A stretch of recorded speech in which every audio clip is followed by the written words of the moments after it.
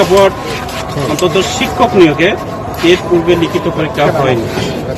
এবং লিখিত পরীক্ষা হওয়ার একটি মাত্র উদ্দেশ্য, সেটি হলো রাজশাহী বিশ্ববিদ্যালয়ের মেধাবী শিক্ষার্থীদেরকে বাদ দিয়ে বাইরের বিশ্ববিদ্যালয়ের শিক্ষার্থীদেরকে এই বিশ্ববিদ্যালয়ের শিক্ষক হিসাবে নিয়োগের একটি পায়তারা চলছে। যারা একটি রাজনৈতিক দলের সক্রিয় কর্মী, আমরা বলছি ধরে নেন এই 17 বছর যারা রাজপথে ছিল, আন্দোলন সংগ্রামে যারা ফ্যাসিস্ট হাসিনাকে হটিয়ে নতুন বাংলাদেশ গড়ার জন্য যারা চেষ্টা করছে, তাদেরকে বেছে বেছে লিখিত পরীক্ষায় বাতিল করা হচ্ছে।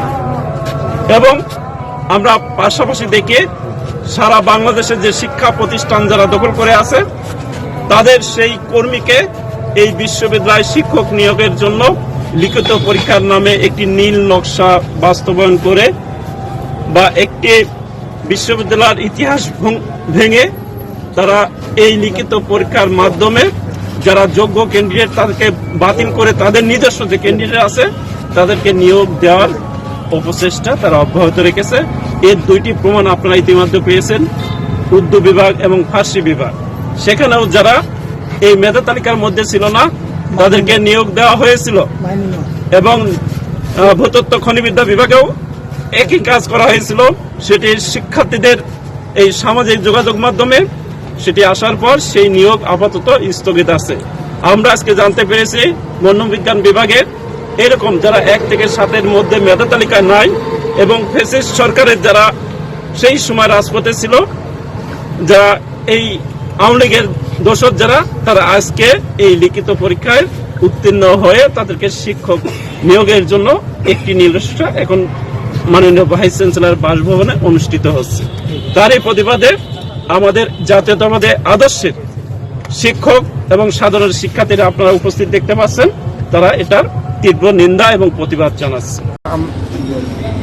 হঠাৎ করে বিষয়টা আমরা চেক করে দেখলাম যে কোনো প্রার্থী যাদের 7-এর নিচে পজিশন 8, 9 এমন, তার মধ্যে একজন হাসানুজ্জামান আল বান্না একজন ক্যান্ডিডেটের নাম আমি স্পেসিফিক এখানে বলছি, যে মোট যে পজিশন 7-এর বাইরে, সে 9ম পজিশন, আলপনা কর্মকার 8ম পজিশন, এরা পরীক্ষা দিয়েছে। এখন দেখেন যে এবং কোয়ালিফাই করেছে, যদি এরা কোয়ালিফাই না থাকতো তাহলে অন্য দুটো ক্যান্ডিডেট টিকতে পারতো এবং তার চাকরির সম্ভাবনা ছিল এবং তারা সেই সুযোগটা দেওয়া হয়নি। এটা অবশ্যই বেআইনি। এই ধরনের নিয়োগ প্রক্রিয়াকে আমরা তীব্র নিন্দা জ্ঞাপন করছি এবং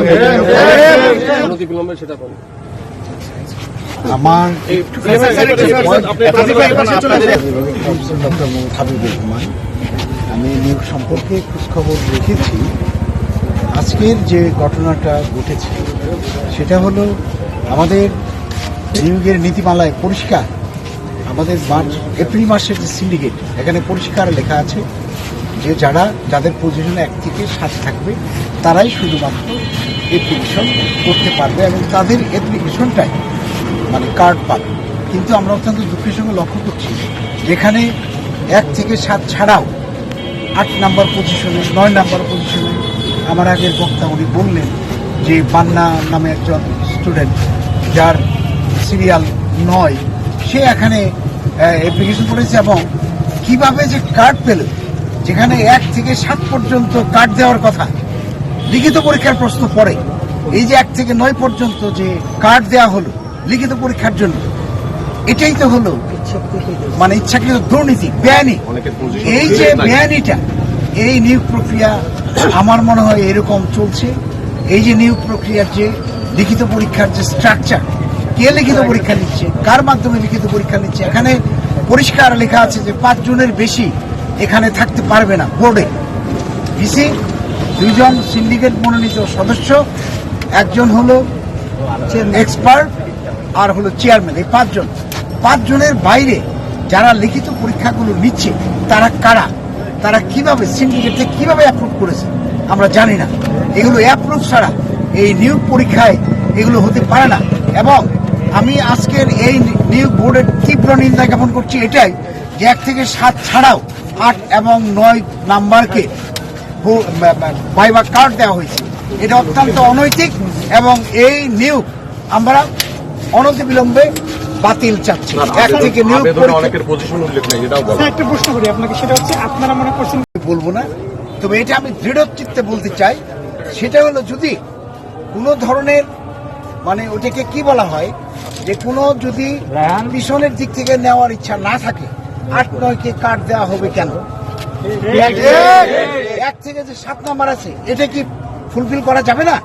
তাহলে কেন 8 থেকে 9 নাম্বারকে কাট দেওয়া হবে? এখানে আরেকটা কথা বলা হচ্ছে যে আবেদনে পজিশন উল্লেখ নাই। পজিশন উল্লেখ যেগুলো নাই সেগুলো অবশ্যই স্ক্রুটিনিং এ বাদ যাবে, কারণ এখানে পরিষ্কার লেখা আছে 1 থেকে 7 পর্যন্ত হইতে হবে। রাজনৈতিক কোনো পক্ষপাত আছে নাকি স্যার আপনার মনে হয় প্রশাসনের পক্ষ রাজনৈতিক থেকে? পক্ষপাত তো অবশ্যই আছে, কাদের? আপনারা সবাই জানেন, আপনারা নিজেরাই জানেন, আপনারা সাংবাদিক, আপনারা খুব ভালো করে জানেন যে রাজনীতি কি। আপনারা কাদের মনে করছেন? আমরা লোকবালায়ের কালো হাত, লোকবালায়ের দুর্নীতি, লোকবালায়ের কালো হাত। ভাইয়া